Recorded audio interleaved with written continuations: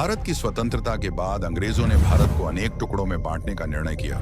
इसके अनुसार जनजाति समाज सभी दृष्टि से पिछड़ जाए और शेष समाज से कटा रहे, ऐसे प्रयास किए। इसके तहत उन्होंने जनजातीय क्षेत्र में विशेष रूप से ईसाई मिशनरियों को मतांतरण करने के लिए प्रोत्साहित किया।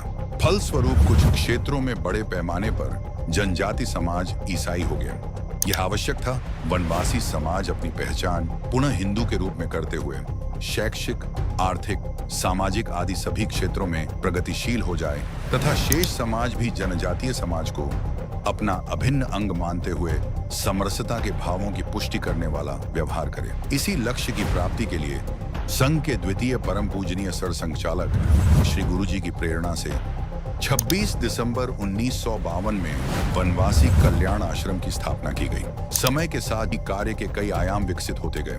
प्रारंभ में शाला छात्रावास ही थे, परंतु फिर आर्थिक विकास, स्वास्थ्य, सामाजिक व सांस्कृतिक जागरणार्थ संगठन, खेल कूद, हित रक्षा आदि विभिन्न आयामों का कार्य भारत के सभी जनजातीय क्षेत्रों में फैल गया।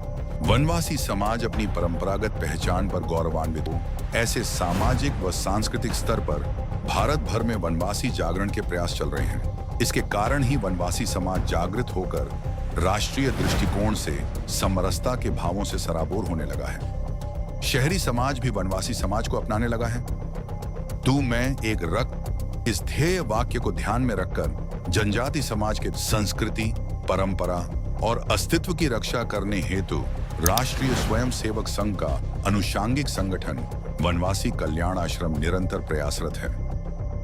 यह वर्ष संघ का शताब्दी वर्ष है। संघ के 100 वर्ष की यात्रा के अन्य महत्वपूर्ण पड़ावों की जानकारी प्राप्त करने के लिए खरीदें हिंदी विवेक का आगामी ग्रंथ दीपस्तंभ, जिसका प्रकाशन पूर्व मूल्य है सिर्फ 600 रुपये।